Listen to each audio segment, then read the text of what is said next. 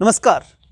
हाल ही के दिनों में अमेरिका में ट्रंप और जेलेंस्की के बीच में जो विवाद हुआ वो बातचीत हुई और बातचीत के दौरान जो गर्मा गर्मी हो गई और जिसके बाद में ऐसा कहा जा रहा है कि व्हाइट हाउस ने जेलेंस्की को बाहर निकाल दिया।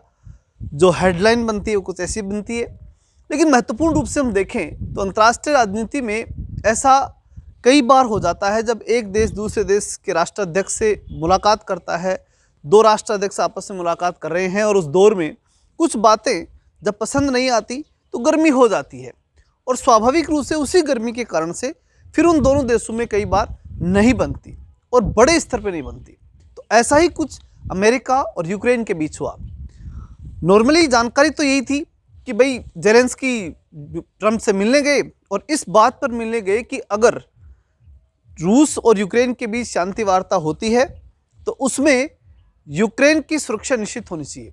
लेकिन इस बात को लेकर के ट्रंप की गर्मी हो गई या ट्रंप को गुस्सा आया कि भाई तूने गलती की है और अब गलती के बाद में तू शर्तें रखता है, बिना शर्त के तेरे को शांति करनी पड़ेगी।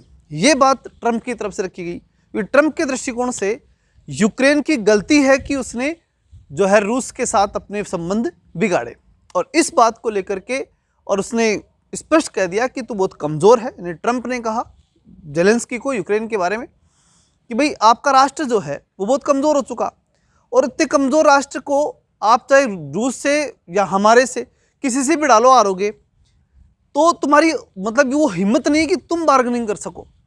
ये बात किसने कही? ट्रंप ने। किसे? जेलेंस्की को, जो कि यूक्रेन का राष्ट्राध्यक्ष है।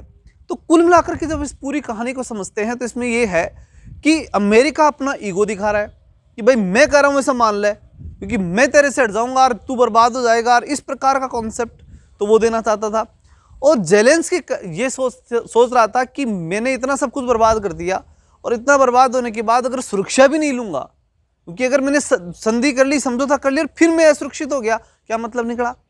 तो इस बात को लेकर के वो अपनी बात पर टिका हुआ था और बहुत काफ़ी गर्मा गर्मी हुई और ट्रंप ने जो है उसकी एक तरह से ये कहते हुए कि तूने अमेरिका की इंसल्ट की है और हम तेरे को यहाँ से निकाल रहे हैं, और इस प्रकार से कुछ मामला बना और जेलेंस्की वहाँ से निकल के आ गए। लेकिन महत्वपूर्ण बात अब यहाँ ये है कि ये तो दूर हो गए, भाई रूस दूर था यूक्रेन से, अमेरिका भी दूर हो गया, तो क्या यूरोप, जो कि बड़ी बात है कि उसके पीछे यूरोप भी था, नाटो के देश थे सारे, वो लगे हुए थे उसके साथ यूक्रेन के साथ, तो उनका दृष्टिकोण क्या है?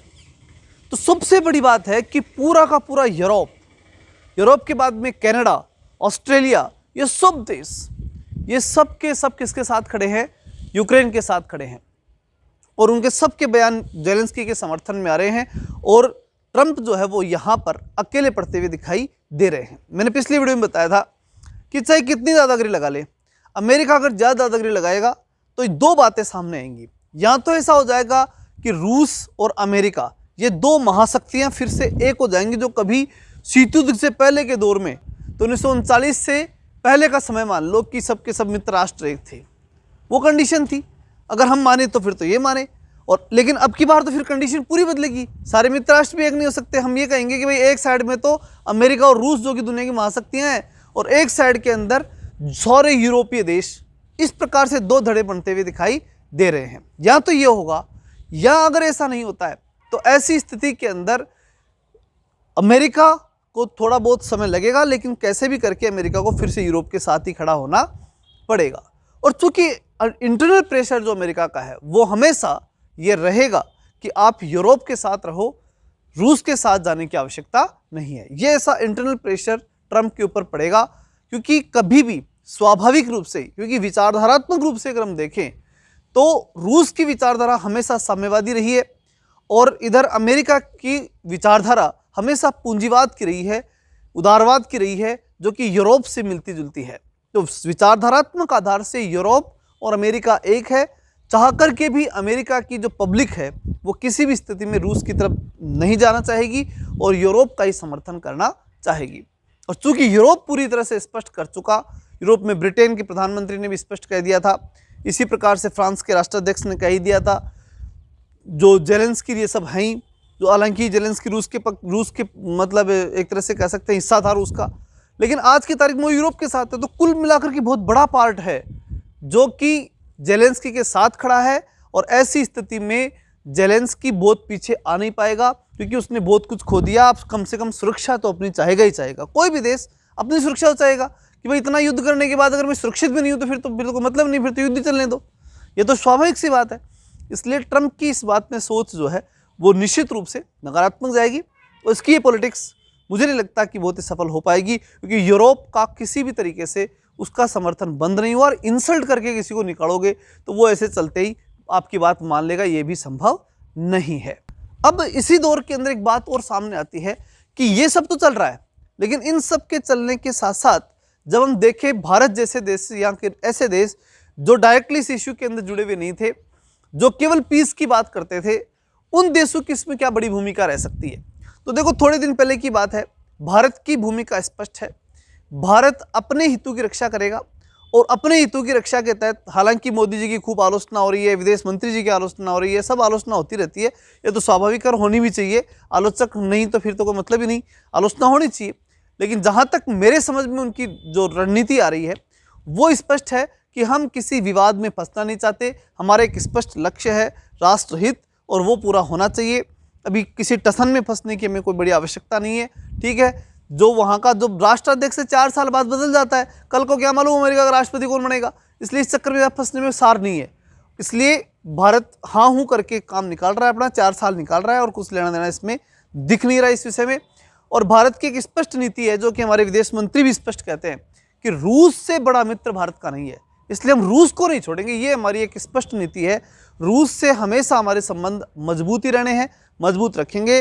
अभी हम रूस से एक पोत ले ही रहे हैं, जो जहाजी बेड़ा हम प्राप्त कर ही रहे हैं वहाँ से, और अमेरिका से भी हमने तो लिया। ये भी थोड़े दिन पहले चर्चा हुई थी, जब प्रधानमंत्री गए थे तो F-35 लिया है। तो हमारा टारगेट एक ही कि हम इन सबसे अच्छे संबंध रख करके अपनी गली निकालते हुए चलते जाएं, हम किसी विवाद में न फंस जाएं, क्योंकि इस प्रकार के विवादों में फंसना हमारे लिए न तो आवश्यक है और न ही हमारे विकास के लिए उपयोगी, बल्कि नुकसानदायक है।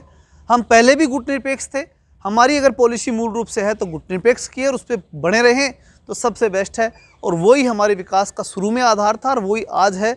हम पूर्णतया शांति के पक्ष में, और हमने स्पष्ट कह दिया है, जो प्रधानमंत्री जी गए तो उन्होंने भी कह दिया कि हम, हमारे को कोई ये कहे कि हम किसी पक्ष में नहीं है, तो हम एक चीज़ के पक्ष में हमेशा हैं, और वो शांति। कैसे भी शांति आए ठीक है, हम उसके साथ हैं, उसकी जय बोल देंगे। तो इस प्रकार से कुल मिलाकर सारा, जब हम पूरा इस समय का अंतर्राष्ट्रीय जो एक तरह से सिनेरियो देखते हैं, तो एक दिखाई देती है स्पष्ट बात कि विश्व के अंदर भारत की भूमिका आगे समय में बढ़ेगी, क्योंकि विश्व शांति की स्थिति में बन नहीं पाता। हालांकि ट्रंप कह रहा है कि मुझे भविष्य के अंदर शांति दूत के रूप में देखा जाए, लेकिन इस प्रकार के बिहेव से मुझे नहीं लगता कि वो शांति दूत के रूप में स्पष्ट रह पाएगा। क्योंकि जब किसी को आप अपमानित करके बाहर निकालेंगे तो वो उसके बाद किसी को, कैसा भी व्यक्ति हो, अगर उसे अपमानित करके आप अपने देश से बाहर निकालोगे तो निश्चित रूप से वो फिर आपके पक्ष में बोलेगा, ऐसा तो संभव है नहीं, और शांति दूत आपको बनने देगा, ऐसा भी संभव नहीं है। ये सारी चीज़ें बनती है।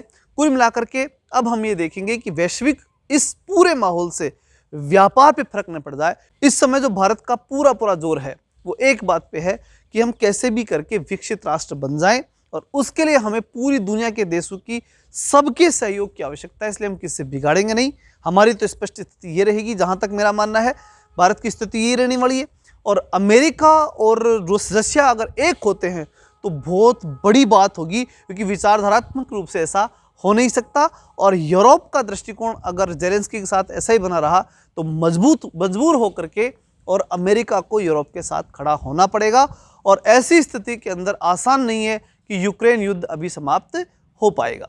इसके लिए बहुत बड़े प्रयास की आवश्यकता है, क्योंकि इस प्रकार से नहीं, कोई भी देश अपनी सुरक्षा की बात तो करना ही चाहेगा। चलिए मिलते हैं नेक्स्ट वीडियो में, तब तक के लिए जय हिंद,